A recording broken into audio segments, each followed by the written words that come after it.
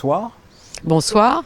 Que pensez-vous tout simplement de ce qui va être fait en France concernant les sites pornographiques et la vision des mineurs ? Je pense que c'est très important parce qu'effectivement, les chiffres, notamment à Monaco, sont assez effarants. Oui. Nous, on fait quand même des préventions dans les classes, notamment en quatrième. Et l'année dernière, 83% des élèves de quatrième avaient vu des contenus pornographiques et 50% l'avaient fait volontairement. D'accord. Et on avait donc constaté effectivement qu'il y avait une vraie dérive sur le sujet et un vrai problème. Ça veut dire qu'en plus, plus de 30% sont tombés dessus sans vouloir tomber dessus en plus. Hein. À peu près, oui. Si j'ai bien compris. Et on en a quand même plus d'un quart qui y retournent. Ouais. Qu'en est-il de Monaco concernant cette loi en France ? Est-ce que l'on pourrait rentrer dans le cadre de la législation française dans ce domaine-là ou c'est plus complexe ? Non, je pense que Monaco peut suivre le mouvement. Moi, ce qui me fait un petit peu peur, c'est qu'au jour d'aujourd'hui, je crois qu'il n'y a pas une vraie volonté de tous les réseaux sociaux et de toutes ces grosses firmes d'empêcher l'accès à la pornographie pour les enfants. Donc j'ai un peu l'impression que ça peut être un peu de la communication et un coup d'épée dans l'eau.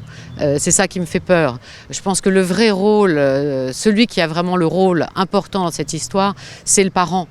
Et là, se reposer sur la législation, pourquoi pas, mais je pense qu'on peut déjà régler le problème si les parents s'en occupent.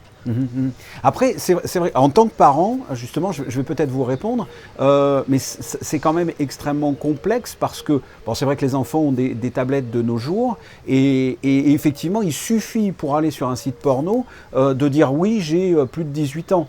Et n'importe qui après peut y aller. Comment, en tant que parent, justement, qu'est-ce qu'on peut faire en tant que parent face à cette facilité d'accès à des sites porno ? Il faut mettre en place un contrôle parental assez tôt, ce qui suppose déjà qu'il y ait une communication avec l'enfant pour qu'il l'accepte. Bon, il faut quand même savoir que par exemple sur YouTube, c'est là où vous avez aussi énormément de vidéos pornographiques en accès facile, vous pouvez mettre en place un compte géré. C'est-à-dire que votre enfant est sur votre compte, vous pouvez mettre des verrous en fonction de son âge, et si jamais il le désactive, vous êtes informé. Donc ça, c'est quand même, voilà, vous avez Family Link sur Google qui est très très bien, vous avez, sans faire de la publicité, Custodio, vous avez Kaspersky, qui sont des contrôles parentaux qui marchent bien. On a une idée des séquelles psychologiques chez un enfant jeune qui tombe sur des sites pornographiques ? Oui, on a une idée malheureusement. Elles sont assez terrifiantes parce que, bon, d'abord, il faut savoir qu'il y a à peu près un quart des enfants qui ont vu des contenus pornographiques qui pensent que c'est la réalité. Donc forcément, ça va impacter leur sexualité. Ils pensent que la sexualité se fait notamment avec de la violence parce qu'il faut savoir que maintenant... C'est de plus en plus violent, effectivement. Et voilà, les contenus pornographiques que nous, on voyait ou que même, je dirais, les générations qui ont 30 ans voyaient sont pittoresques par rapport à ce qu'il y a maintenant. Maintenant, c'est vraiment du hard, c'est violent, il y a vraiment de l'agression et surtout, il n'y a aucune notion de consentement.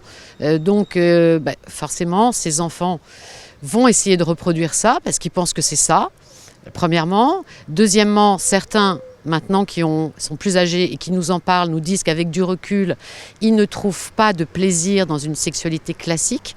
Il faut forcément qu'il y ait de la violence, de l'agression et donc du coup ça impacte leur vie de couple parce que les partenaires, si vous voulez, ne suivent pas. On est en train de transformer une génération comme ça de jeunes en des individus plus violents finalement, oui. Au-delà de la pornographie même. Oui, tout à fait. C'est-à-dire que maintenant, on va avoir une désinhibition du comportement. On s'aperçoit qu'il y a beaucoup plus de comportements avec des étranglements, des choses comme ça, et surtout sans en parler à son partenaire. Donc le partenaire, non seulement lui est surpris, il subit et il est agressé.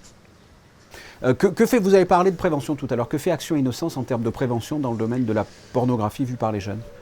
Écoutez, nous d'abord on s'est aperçu qu'il fallait intervenir de plus en plus tôt, donc nous on commence en quatrième et c'est là où on s'aperçoit qu'en quatrième ils sont déjà très très au fait, ils regardent des vidéos pornographiques et on essaye de leur expliquer justement que tout ça n'est pas la réalité, qu'il faut en parler avec ses parents, qu'il y a un consentement à obtenir de son partenaire, enfin il y a toute une remise en question de ce qu'ils voient pour essayer de faire en sorte qu'on ne se retrouve pas avec des prédateurs sexuels de 13 ans, de 14 ans. Je le rappelle, à partir de septembre prochain, la France devrait imposer un dispositif de certification de l'âge afin de bloquer l'accès aux sites internet pornographiques pour les mineurs. La France qui deviendrait le premier pays à imposer cette mesure. Frédérique de Chambure, merci pour votre analyse qui était très intéressante. Merci. Merci.